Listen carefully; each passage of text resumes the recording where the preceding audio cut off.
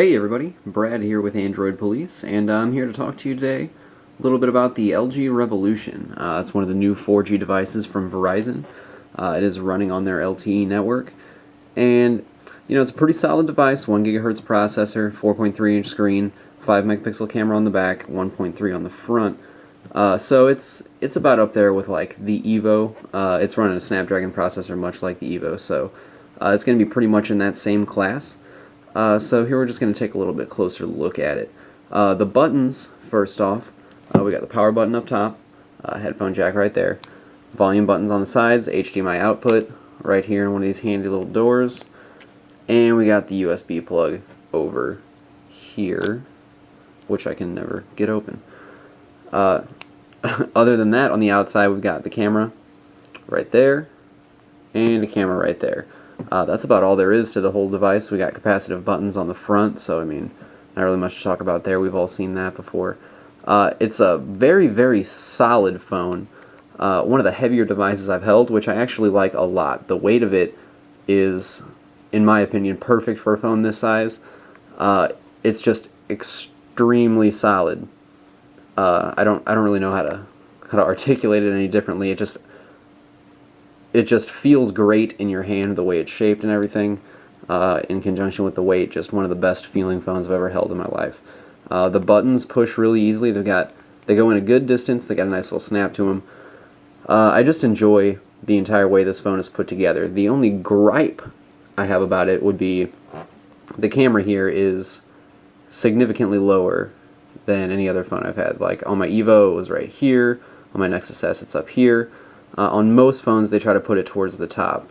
Here, it's kind of in the middle, and when I'm holding the camera, I tend to hold with both hands. It's a habit from being a photographer for a while. To get the most stable shot, I keep both hands on it, and my left hand ends up right about here, just because I'm used to a camera being here or here, and since it's not raised, you can't really tell you're over it until you look at the screen and realize, oh, half that picture is my hand.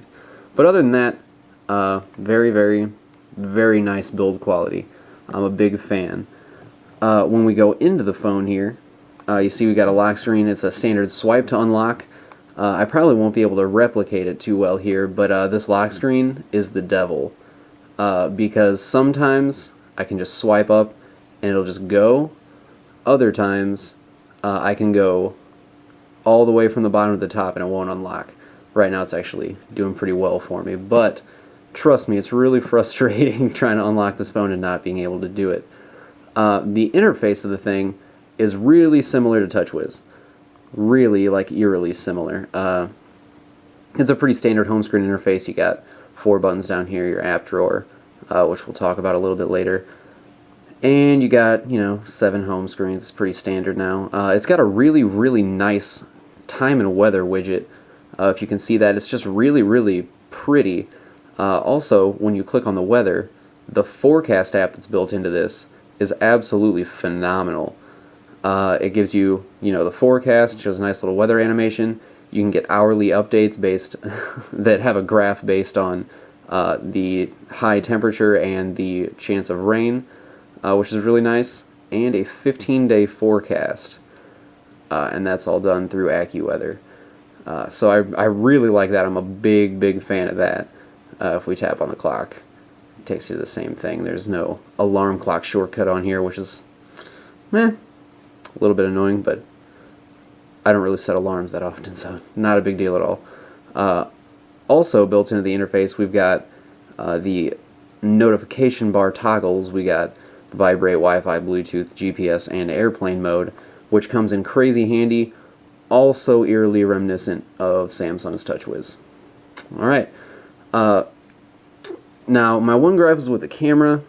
My other gripe is going to be the app drawer. They kind of changed the way I'm used to. As you can see, we got alphabetical order here, which for some reason tells me the letter and then how many items are in that letter, which is just completely useless information. All I want is to find my app. The grid view with four in a row here would be much better, much more efficient for me, but instead even with the minimal amount of apps I have installed on here, I've still got to scroll forever to get to the one I'm looking for. The one that comes default on here is actually by category, which is even more annoying because the categories A are not in alphabetical order. If you can see up here, we've got communication, then news and search, then media, then tools, and then applications, and then downloads.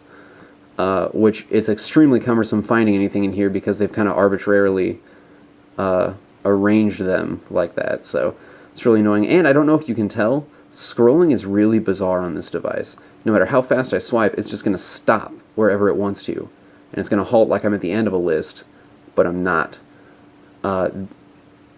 Inversely to that, if I'm in the settings menu, it'll just scroll on forever, it'll just creep.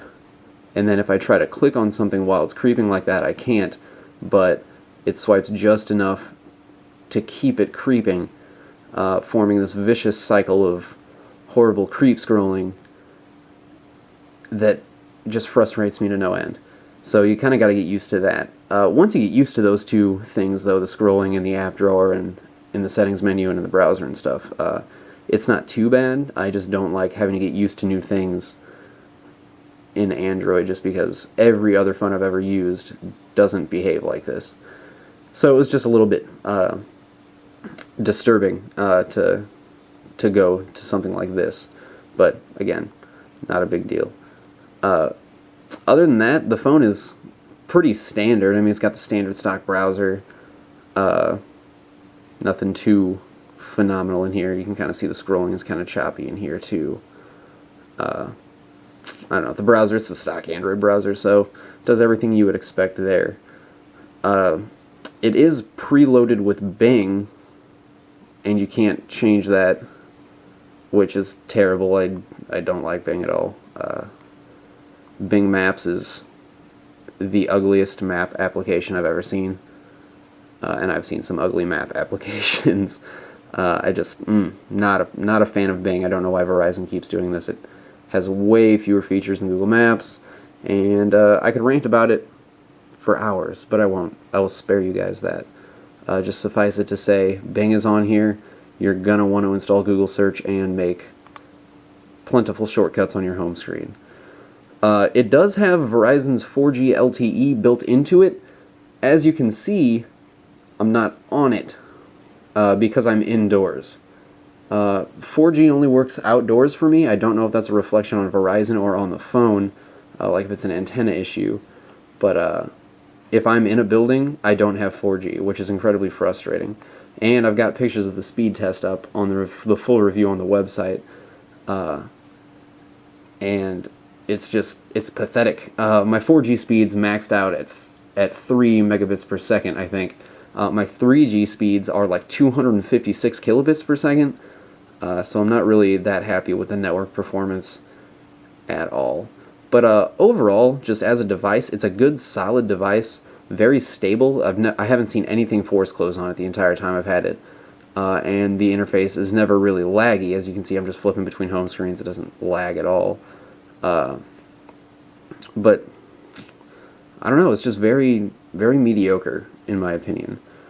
So as a device, I would probably give it a 6.5 or 7 out of 10, just because, not that I need a phone to blow me away, but the pros of the phone don't outweigh the cons, but the cons don't outweigh the pros. It's just very, very take it or leave it kind of device on the higher end side. So it would be great if I had never used a ton of Android phones before, just because everything works differently, like mechanically, just the scrolling and everything. But 6.5, 7 out of 10, good solid device. So thank you. This has been Brad Ganley for Android Police, and thanks for watching.